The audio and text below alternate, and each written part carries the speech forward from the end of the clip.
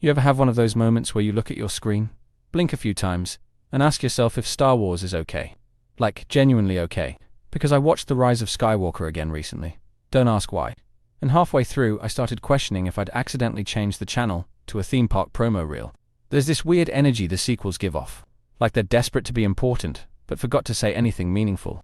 It's like a greatest hits album, with none of the soul.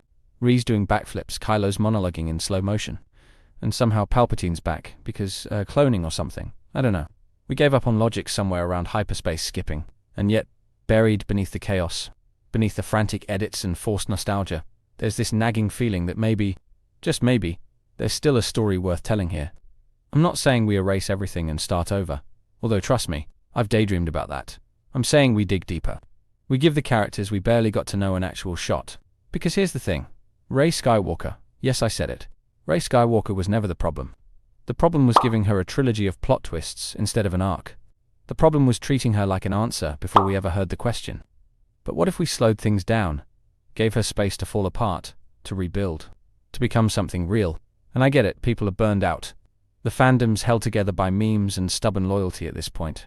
But Star Wars has always been about hope, about second chances, about messed up people trying to make things right, even when the odds are insane.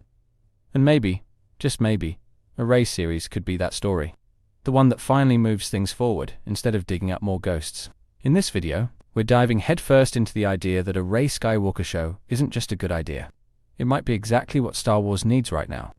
We'll break down the missed opportunities of the sequels, the potential of a post-Episode 9 galaxy, and why giving Rey a real journey could be the thing that finally unites this fractured fandom.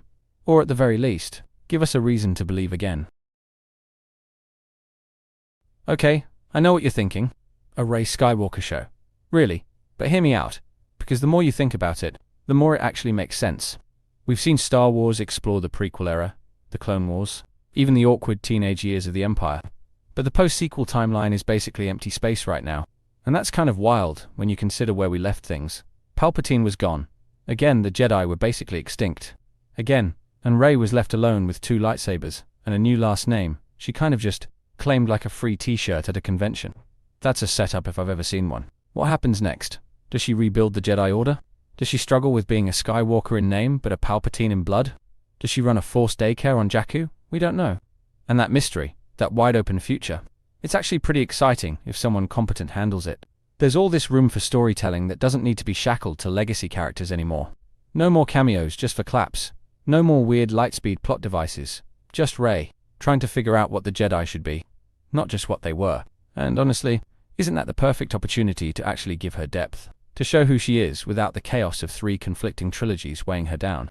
A show could finally give her the arc the movies rushed past, and turn a controversial character into a compelling one. But let's be real, the sequels did Rey dirty. And I don't mean the internet memes or the endless YouTube thumbnails with red arrows. I mean the actual writing.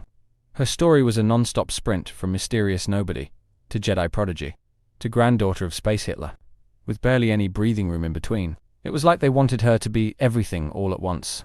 Scavenger, chosen one, emotional anchor, action figure, but forgot to actually explore what she wanted, what she feared, what she struggled with beyond vague loneliness and sand-related trauma, and the Force powers. Oh man.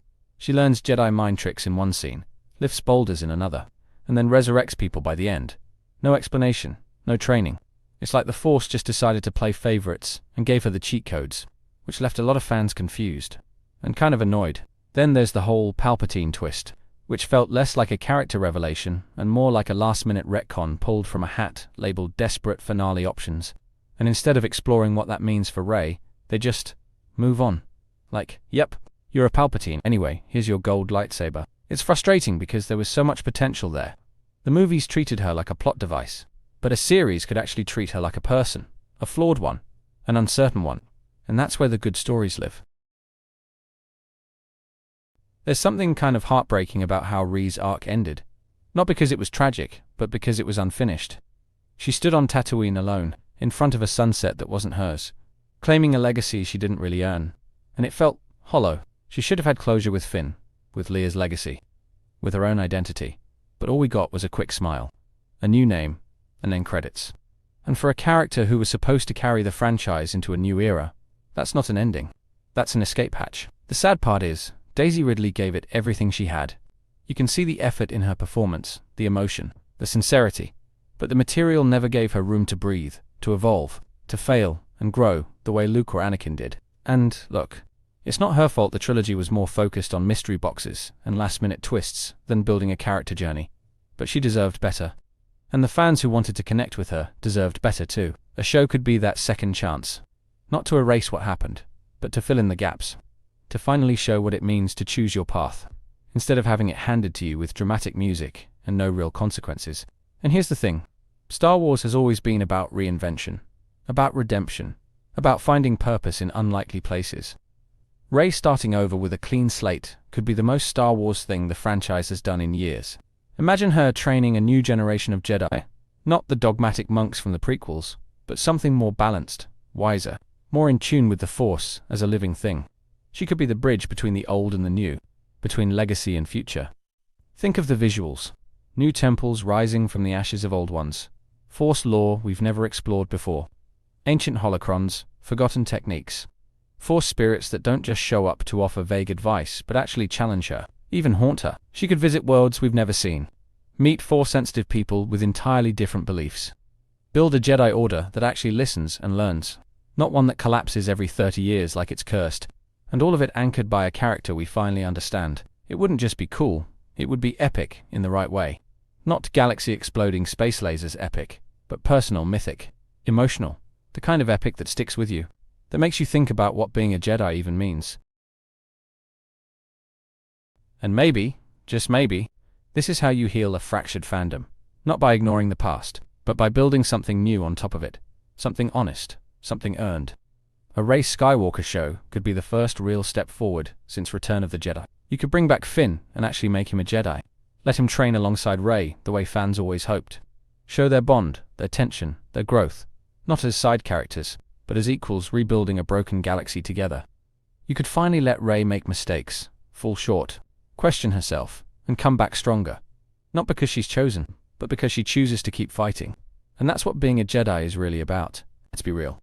If Star Wars can make us care about a blue cartoon guy named Thrawn and a helmeted bounty hunter with parenting issues, then surely, there's still a way to make Rey's story matter again. All it takes is the will to try, and the guts to actually let her grow, because there's still something there, buried under the bad writing, waiting for a second chance to shine. Of course, the tragedy is that this all should have happened already. We shouldn't have to ask for a redemption arc for the main character of a trilogy. We shouldn't have to pitch a whole new series just to give her a proper story. But here we are. The sequel trilogy rushed past all the parts that mattered, and left us with a character that felt more like a symbol than a person.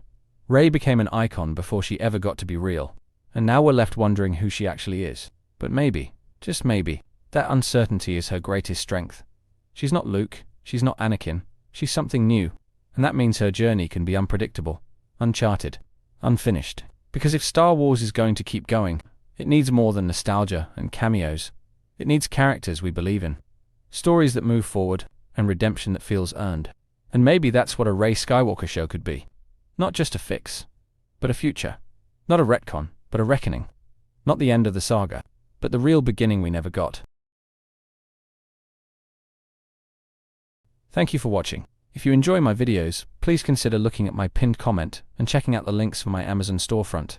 It contains my favorite Legos, my gear in which I make videos, and comics that I read on a daily basis. I update it constantly, so please, take a moment and click on the link.